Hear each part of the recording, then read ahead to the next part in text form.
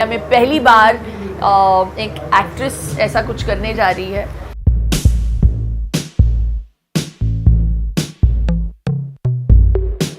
Welcome to Bollywood now. आज मैं बहुत खुश हुई क्योंकि मेरे साथ एक ऐसी अदाकारा है जिनको मैं बचपन में देखती थी, मुझे लगता था बड़े होकर मुझे उनके जैसा दिखना है। एंड उनको मैं रेड वाइन कहूँगी क्योंकि वो हर साल अच्छी ही दिखती जा रही है, पता नहीं वो क्या कर रही हैं। शिल्पा शेट्टी, वेलकम। अब आप बताइए आप कर क्या रही हैं? ये बस आप लोगों का प्यार है, आपका नज़रिया। They say that beauty lies in the eyes of the beholder. तो बचपन से आप मुझे देखती आ रही हैं और ये सोच रही हैं कि आप मेरी जैसी बनेंगी। अभी बड़ी होकर भी आप ये सोच रही हैं मेरी जैसी बनेंगी। सेम लग रही हूँ। नहीं, thank you so much. I take that as a huge compliment. मुझे लगता है age is really a number and हमारे दिमाग में सारी बातें। I just feel that if you think well, if you eat well and if you feel well, you will automatically look well as well. तो मैं यही प्रैक्टिस करती हूँ और यही मेरी फ़िलॉसफी है कि अच्छा सोचो, अच्छा खाओ, अच्छा बोलो और मस्त रहो बस। अभी हम HD पैलेट फेस्ट में हैं, तो मुझे ये बताइए कि आप अपने संडे बिंजेस तो इंस्टाग्राम पे सबको दिखाती हैं। हमें लगता है कि like how is it possible कि लाइक आप इतना बढ़िया खाना खाकर भी ऐसे फिगर मेंटेन कर सकती हैं? जैसे मैं कहती हूँ संडे बिंज होता है, तो सिर्फ संडे के दिन मैं बिंज करती हूँ। दूसरे दिनों पे मैं एक बहुत ही सिंपल रेजिमेंट फॉलो करती हूँ, which is no maida, no refined sugar. I try to avoid white rice, so I stick to brown coconut sugar. मैं अपनी ज़िंदगी से शुगर को हटा रही हूँ आहिस्ते आहिस्ते, और white sugar को especially. तो मैं I have sweet in different other forms, like you can have it in the form of fresh fruit, fructose. You can have a bit of stevia, I don't mind. Coconut sugar का मैं ज़्यादा इस्तेमाल करती हूँ अपने चाय में भी। तो ऐसे नहीं कि मैं सब कुछ कट आउट कर रही हूँ अपनी ज़िंदगी में, लेकिन संडे के दिन वो एक ऐसा दिन है मेरी ज़िंदगी में मैं जहाँ लाइफ को एंजॉय करती हूँ, उसे सेलिब्रेट करती हूँ और मैं कोई परहेज़ नहीं करती।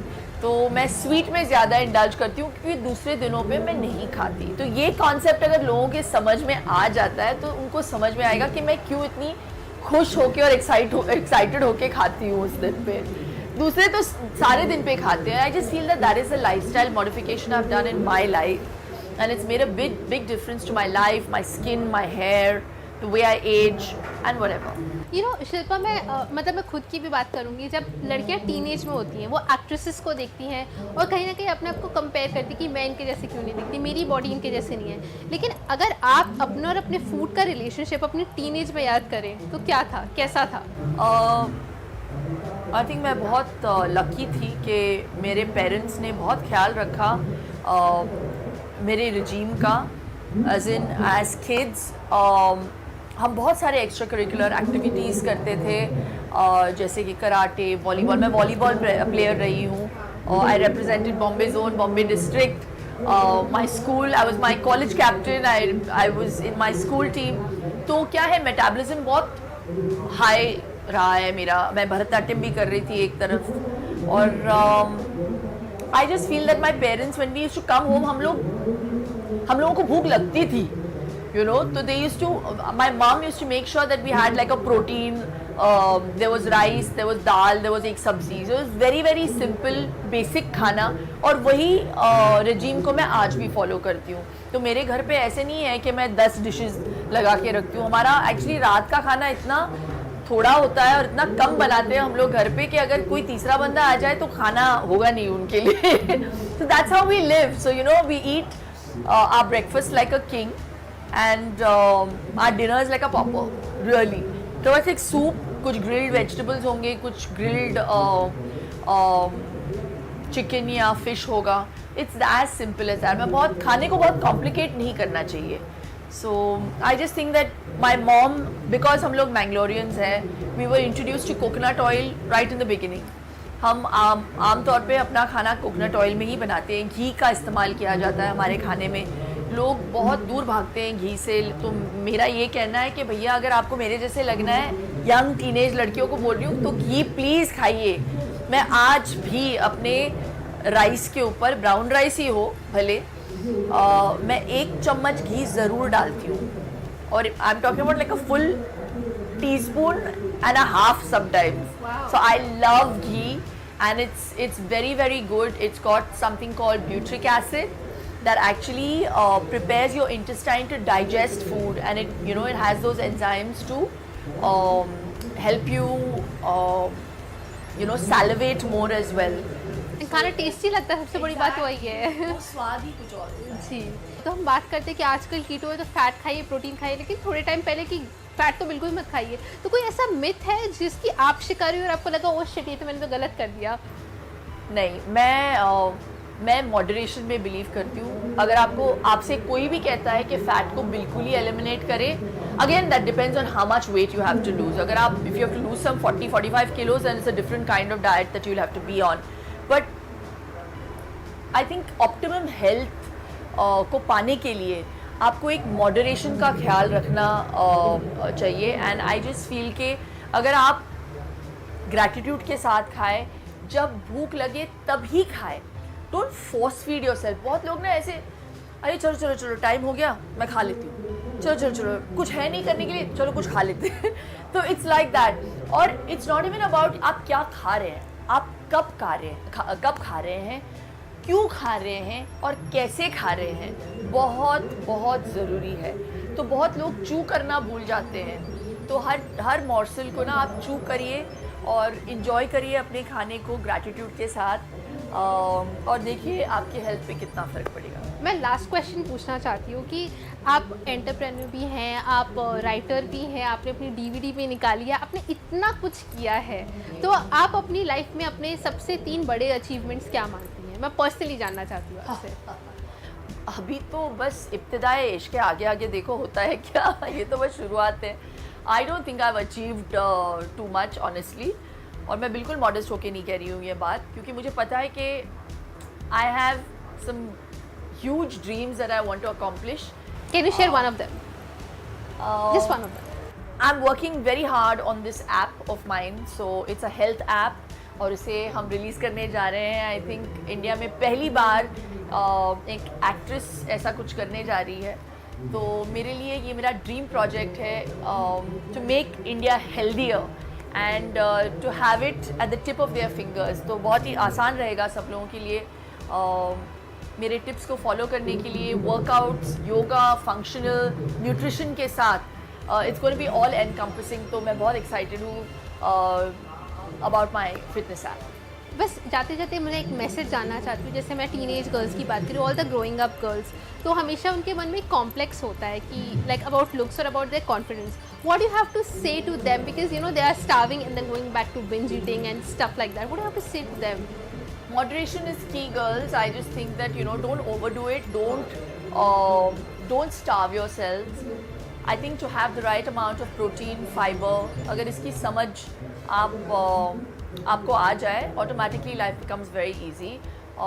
Enjoy on Sundays, but the rest of the days, maintain a regime so you can follow it, and don't cheat on it because you're cheating on yourself। सो आपका यूट्यूब चैनल है जो 1 मिलियन टच करने वाला है। हम देखते हैं हमें मुंह में पानी आता रहता है कि अब हमें ये बनाना है, वो बनाना है। तो ये बताइए आपको कुकिंग का शौक कहाँ से आया, और अपने यूट्यूब चैनल के बारे में थोड़ा सा कुछ हमें बता दें। नहीं, मुझे बहुत खुशी है कि हम 1 मिलियन टच करने वाले हैं, and it's happened really organically. मैंने ऐसे ही सोचा कि लोगों को बहुत ऐसे मुश्किल लगता है कि cooking from scratch when they come home from work.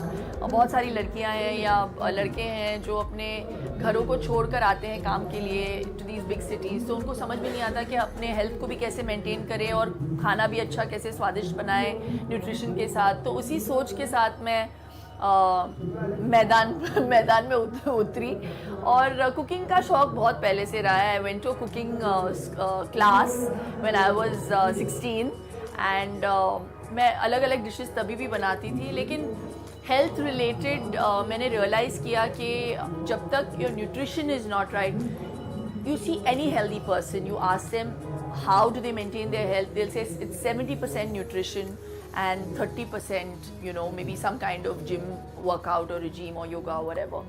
तो इसी सोच के साथ मैं लोगों को बताना चाहती हूँ कि न्यूट्रिशन को प्लीज़ अंडर एस्टिमेट ना करें। Please subscribe to the Shilpa Shetty channel and get tips, and it's free and enjoy yourselves, eat healthy and swasth raho, mast raho. So we are at the HT Palette Fest in Mumbai, and this is the first time that it's happening in Mumbai. And I have the founders with me, Miss Aditi Kapoor and Miss Ruchi Sibal. Welcome to Bollywood Now. Thank you. Firstly, I would like to ask that you have done that in Delhi for like so many years, and you have had many editions there. So what brought you to Mumbai? You know, we thought that this is something that Mumbai should experience. We've been doing this in Delhi for the last 5 years. It's an all-encompassing true food festival where you get the best food brands all come together and showcase their best to the whole city and the community. And this is a free entry festival, and it's not just food, it's also great music, master classes, kids area, art installation. So it's a great way to bind the whole community together. So we said it's high time that Mumbai has been asking us to do this actually for the last few years, and we said we must finally bring it here. Okay, so as someone who has successfully kind of organized food festivals, what advice would you give to our viewers that how can one start or organize a food festival of this stature? Food festivals can be whether they're small, medium, or large scale like we do. We do very, very large scale, very large public events. They all need a lot of time and planning. So, if anyone is ever looking at getting into the space, actually for any event, any kind of business, there's a lot of research that you need to do. You need to do a lot of, your homework correctly. You need to make sure you've got your target audience in place. Please don't just jump in because, that you've heard of 10 others doing well. Out of 10, maybe one makes it. It's the one that's done all the legwork. It's done all the hard work. I remember when we started, we spent about 18 months before we actually launched the Palette Festival for the first time in Delhi. And in fact, we had to postpone our dates by one time because we were not confident that we had the right mix of restaurants. We were not ready, we felt. So do it when you feel you've done all your legwork. Just don't do it because you think you can launch a festival in 1 month. It's a lot of work. So my last question is, what is that one thing that everyone who's coming here should look forward to? It's a good question because there isn't one thing. The fact is we provide such a huge experience where it's not one thing. It's of course the food which is the star of the festival, but it's the entertainment alongside, which is the music, the performances, the ambience that you're getting, and the additional experience that we're bringing Mumbai, where we're bringing the races to the event as well. I don't think very many events have actually ever happened where we said let's bring an all-round experience where you have everything under the sun that you can't be bored for the day. So you can come here, sit here from 12 in the morning, 12 noon, and stay here till 10 in the night and just not be bored. So how can I say one thing? There are so many brands, so much to eat, so much to drink, so many bands to listen to, and of course find out whether you have a favorite horse or not. Thank you so much for talking to us.